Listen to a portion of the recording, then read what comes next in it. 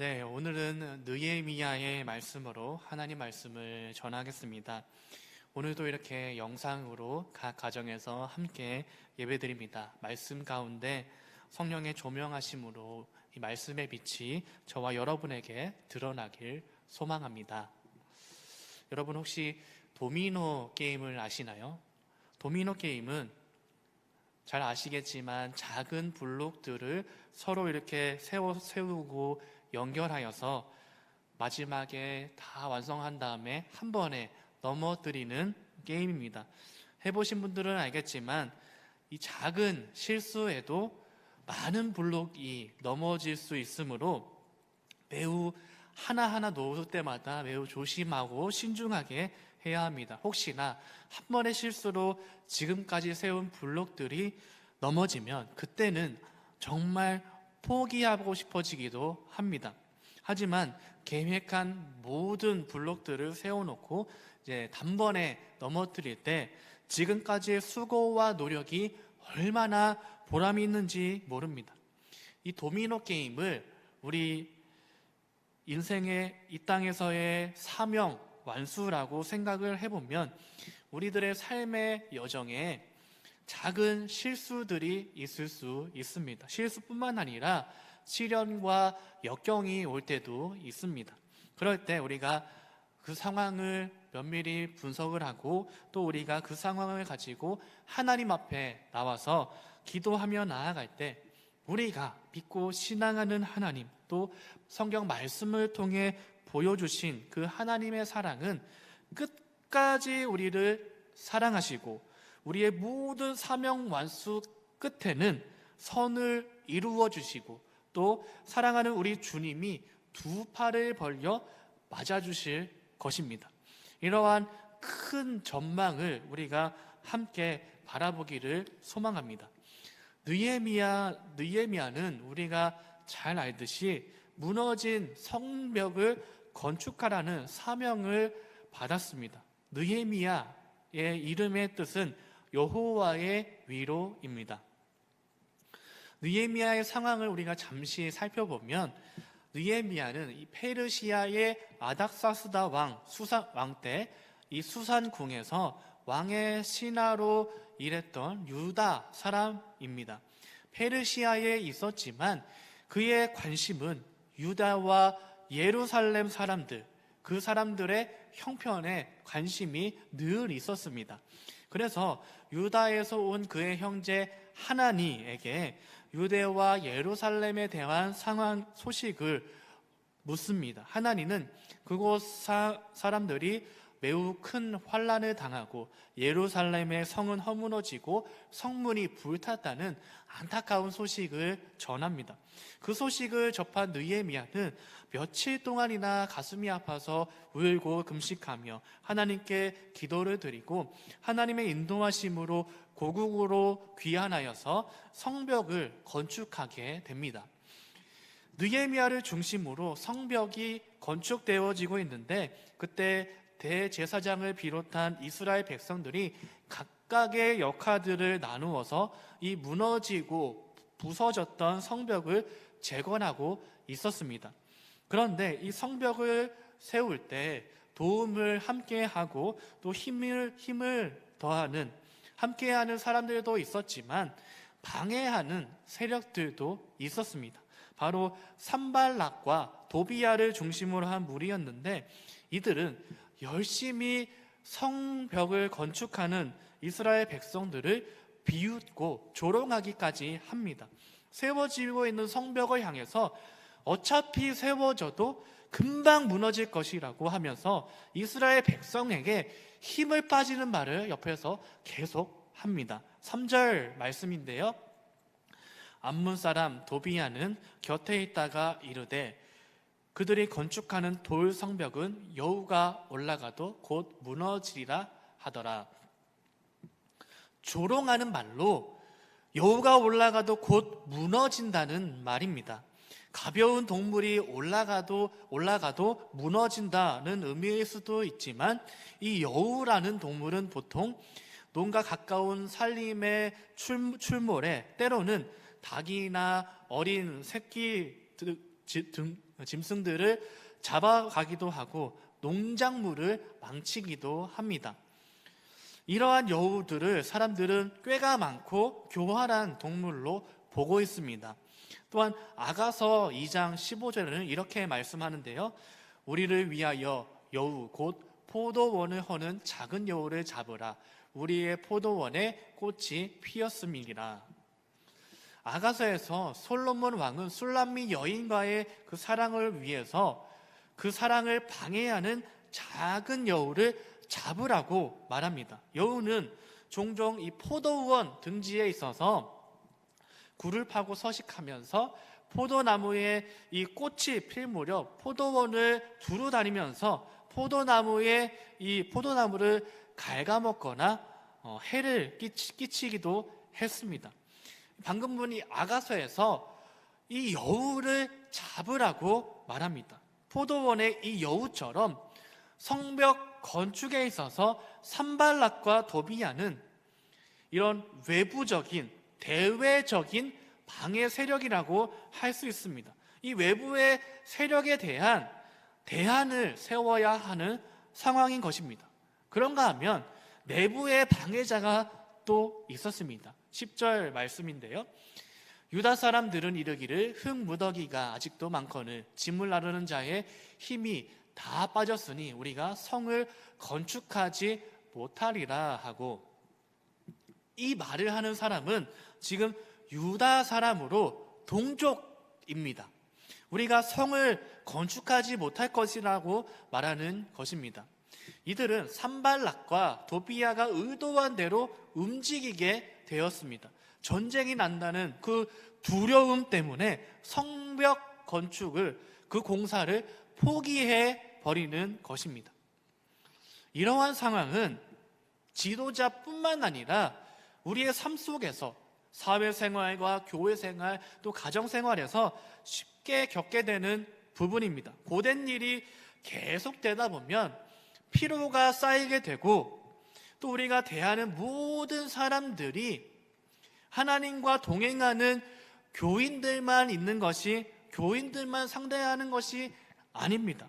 때로는 성향에 따라서 육의 반응으로 말과 행동을 하는 분들도 우리가 대하는 그 관계 속에, 인간관계 속에 있을 수 있습니다. 그러니 믿는 우리가 순간순간 우리 주님을 의지하지 않으면 우리들도 육의 반응을 하게 되는 순간들이 생길 수가 있고, 우리의 생각을 순간순간 가리우는 경우들이 생깁니다.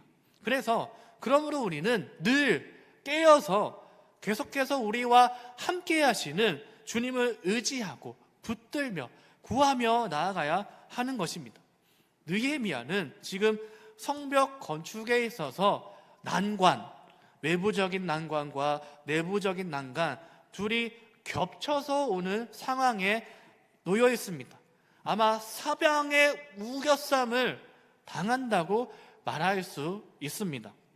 고린도후서 4장 8절 말씀입니다. 우리가 사방으로 우겨쌈을 당하여도 쌓이지 아니하며 답답한 일을 당하여도 낙심하지 아니하며, 우리가 이럴 때일수록 더욱 우리의 믿음을 다시금 점검해야 합니다. 상황을 보면 정말 사방에 우겨쌈을 당하는 것 같은데, 그 상황에서 우리가 영적으로 깨어서 우리 주님을 의지한다면 낙심하지 않을 수 있다는 말씀입니다. 이러한 영적인 능력을 우리가 힘입어야 하는 것입니다. 느헤미야의 대처도 이와 같았습니다. 느헤미야는 이러한 문제 앞에 하나님께 찾아가서 아뢰는 모습을 보여줍니다. 4절에서 5절 말씀입니다. 우리 하나님이여 들으시옵소서. 우리가 업신여김을 당하나이다. 원하건대 그들이 욕하는 것을 자기들의 머리에 돌리사 노략거리가 되어 이방에 사로잡히게 하시고, 주 앞에서 그들의 악을 덮어두지 마시며 그들의 죄를 도말하지 마옵소서. 그들이 건축하는 자 앞에서 주를 노하시게 하였음이니이다 하고, 느헤미야는 사방에 우겨싸움을 당하는 것 같은 그런 상황에서, 어떤 힘으로도 맞설 수 없는 그런 상황에서 다시금 언약의 하나님, 약속의 하나님 여호와께 나아가고 여호와께 아래는 기도의 자리로 먼저 나아가는 모습을 보여줍니다. 이것이 중요한 것 같습니다.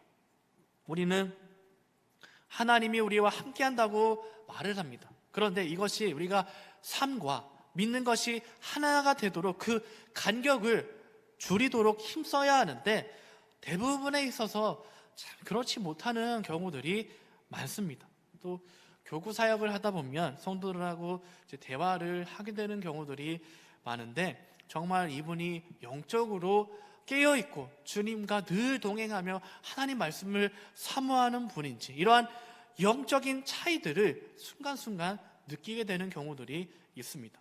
성도 여러분, 우리는 하나님의 자녀로, 하나님의 아들, 딸들로 예수 그리스도의 십자가로 말미암아서 신성한 성품에 참여한 자가 되었고, 예수님께서 마태복음 마지막 장에서 이렇게 말씀하시죠.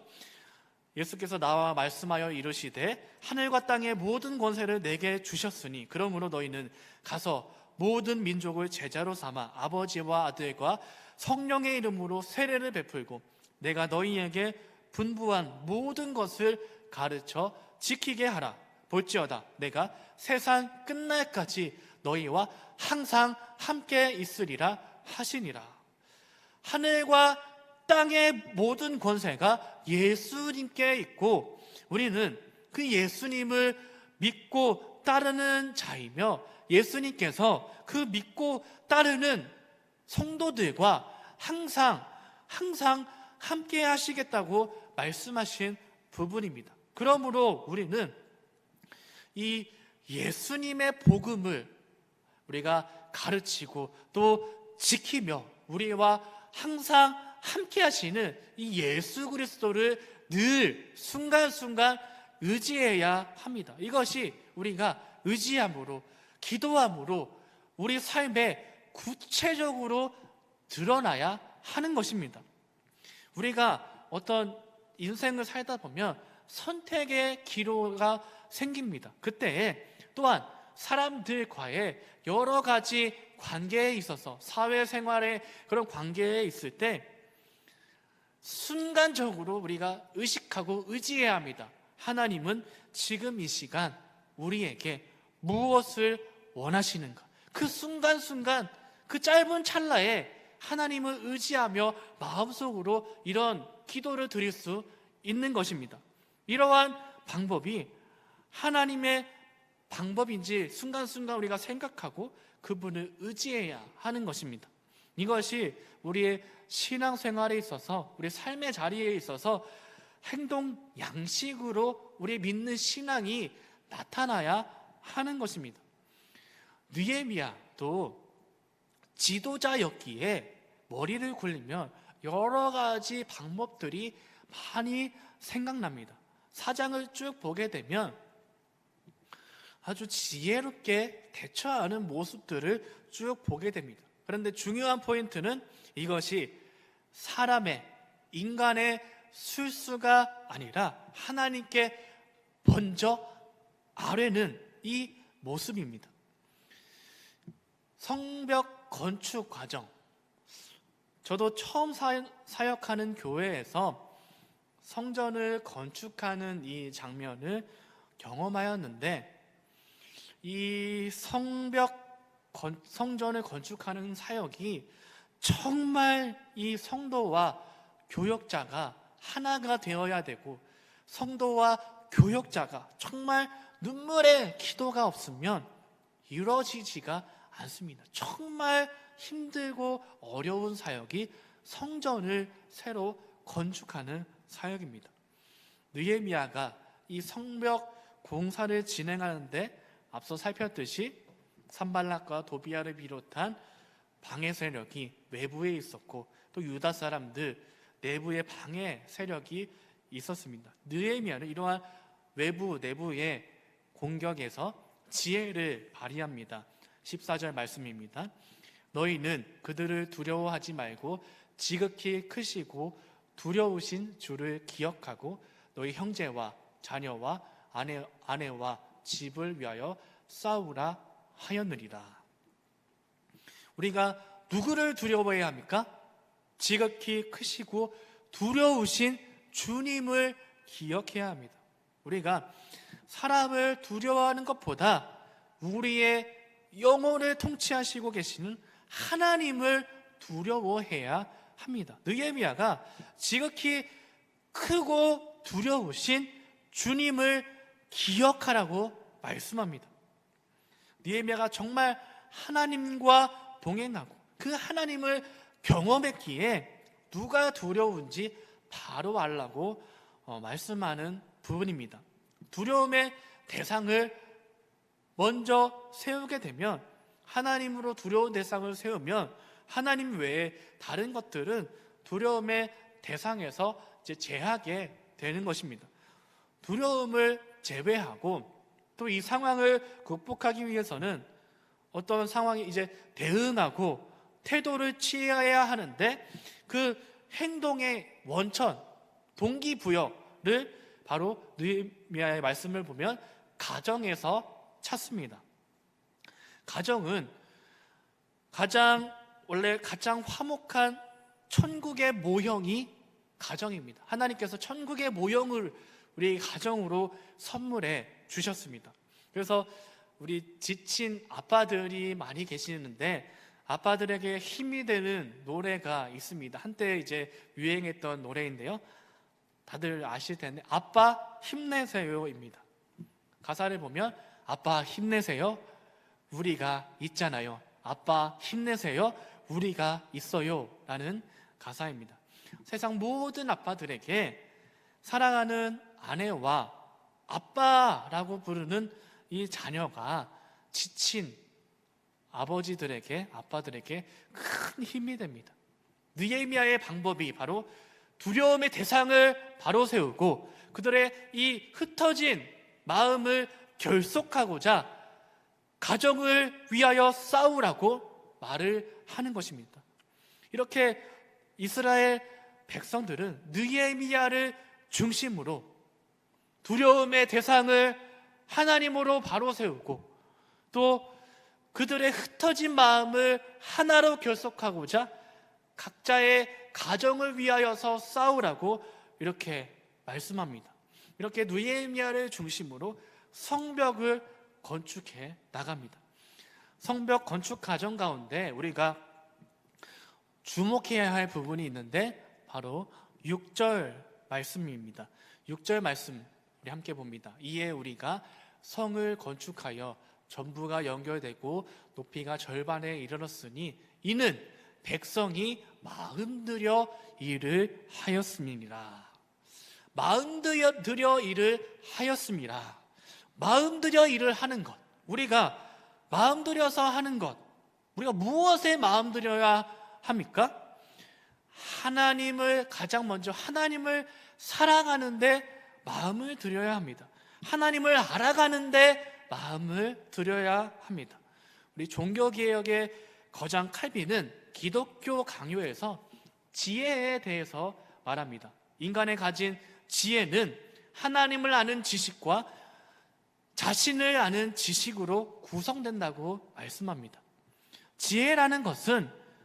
지혜는 이 지식이라는 부분과 사랑의 합성어입니다. 지혜는 단순한 지식이 아니라 사랑이 덧붙여진 게 지혜입니다. 우리가 인간의 가진 지혜, 하나님을 아는 것, 또 인간의 아는 그런 지혜라고 말씀합니다. 우리는 지식과 사랑이 함께 가야 됩니다. 우리는 하나님을 사랑하는 데 있어서, 하나님을 또 두려워하는 데 있어서 하나님을 두려워하며 동시에 하나님을 사랑하는 마음을 우리가 가져야 합니다. 주님을 더욱 알아가는 것, 주님을 두려워하며 동시에 사랑의 마음이 덧붙여져야 한다는 겁니다. 또한 마음 들여서 우리가 일을 하는 것은 동기부여가 중요합니다. 우리가 일을 할 때 사람에게 영광을 받으려고 하면 하나님의 영광이 되지 않습니다. 마태복음 6장에서 예수님께서는 사람에게 영광을 받으려는 자는 이미 자기의 상을 받았다고 말씀합니다. 예수 그리스도가 없이 선행을 하는 것은 외식하는 것으로 이미 자기 상을 받았다고 말씀합니다. 그러므로 우리가 마음 들여서 일을 하는 것, 하나님의 영광을 위해서 일을 해야 한다는 것입니다. 이렇게 동기를 우리가 살폈다면 마음 다해 일을 하는 또 상황에 대해서 생각해 볼 수 있습니다. 마음 다해 일을 하는 것은 우리가 상황에 유연하게 대처하는 건데요, 코로나19의 상황을 한번 생각해 보았습니다. 교육자와 우리 교회의 입장은 어떻게 하면 우리 성도분들이 영적인 성장과 성숙을 입을까? 어떻게 하면 대면하지 못하는데 비대면으로 성도들과 교제를 가질 수 있을까입니다. 그렇게 해서 우리 목자 모임도 줌을 활용해서 익숙해 하기 위해서 줌으로 매주 목자 모임을 시도하고 있습니다. 또한 저는 이제 사역 가운데 초등부와 또 어린이 양육 프로그램으로 어하나를 하고 있는데, 이 어하나 프로그램은 아이들이 예수님을 알고 사랑하는 프로그램으로 말씀 암송이 주된 프로그램입니다. 작년 2학기 때 처음 우리 교회에 시작되었고, 올해 1학기는 온라인으로, 또 2학기 역시 온라인으로 시작을 했습니다. 지난 주일 밤에 첫 모임으로 줌을 통하여서 학부모와 학생과 우리 교사들이 함께 모여서 교제하는 시간을 가졌습니다. 비록 만나지는 못했지만 온라인으로 얼굴을 보며 2학기를 한마음 한뜻으로 시작하고 함께 믿음으로 결단하며 아이들이 2학기 때 하나님 말씀을 사랑하며 열심히 외우겠다고 이렇게 결단하는 모습, 또 각오를 다짐하는 모습을 보여주었습니다. 성도들 입장에서 믿음의 끈을 우리가 계속해서 이어가야 하는데, 이 부분은 실천의 영역입니다. 우리가 삶에서 신앙의 실천으로 우리 삶에서 함께 하시는 예수 그리스도를 만나야 하는 것입니다. 신앙의 실천은 윤리와는 다른 부분입니다. 실천은 우리가 윤리적 의무로 생각을 하면 의무에 눈이 가서 함께하는 주님을 바라보지 못합니다. 그래서 실천을 우리가 윤리로 보는 것이 아니라, 신앙의 실천을 우리가 윤리가 아니라 삶에서 예수 그리스도를 따라가는 인격적인 행위로 우리가 바라보아야 합니다. 여기에는 때로는 두려움으로, 하나님을 두려운 마음으로, 또 때로는 동시에 하나님을 사랑하는 마음이 들어가게 되는 것입니다. 우리가 가장 두려워해야 될 부분이 하나님을 두려워해야 되고, 또 우리가 동시에 가장 사랑해야 될 부분도 하나님을 사랑해야 합니다. 우리의 관심사는 우리와 관계하여서 우리를 사랑하는 그 하나님이 우리의 삶 속에서 정말 어떠한 분이 되는가에 우리의 관심사가 있어야 됩니다. 우리와 관계하시는 하나님의 우리의 초점이 있어야 합니다. 구약에 보면 이스라엘 백성들이 출애굽을 통해 하나님을 경험했습니다. 그런 것처럼 내 삶에도 주관하시는 그 하나님을 우리가 경험해야 합니다. 삶 속에서 순간순간 임재하는 하나님을 체험하게 되면, 그것이 누적되게 되면 우리의 생명력을 얻게 되는 것입니다. 우리가 코로나19의 상황 속에서 또 적극적으로 하나님께 나아가야 합니다. 신앙에 있어서 방관만 해서는 절대 안 됩니다. 주일날 담임 목사님의 말씀처럼 하나님을 따르고 하나님을 붙쫓아야 하는 것입니다. 우리는 늘 회개하고 결단하여서 우리의 신앙을 위해서 바로 세우기 위해서 기도해야 합니다. 그래서 말씀을 읽고 말씀을 사모해야 합니다. 우리 주님은 우리의 생명의 주님이 되어주셨고 언제와 함께 하시고 우리와 인격적으로 교제하시는 하나님입니다. 그러므로 우리는 이러한 하나님과의 관계를 계속해서 이어가고 영적인 능력을 힘입기 위해서 기반이 되어야 하는 것, 매일 성령님을 의지하며 기도하며 또 성경 말씀을 읽고 묵상하는 것이 매일매일 주님과 만나는 길입니다. 이 훈련을 우리가 계속해서 우리 몸이 기억하도록, 또 그리하여서 자연스럽게 습관화가 되도록, 그리하여서 삶에 이런 선한 열매가 맺어질 수 있도록 되어야 하는 것입니다. 이것이 정말 우리의 신앙생활을 마음들여 하는 것입니다. 우리 성도님들 한 분 한 분이 주님과 동행하면서 관계에서 오는 참 자유와 기쁨을 맛보기를 소망합니다. 이러한 은혜가 저와 우리 성도들에게 있기를 소망합니다.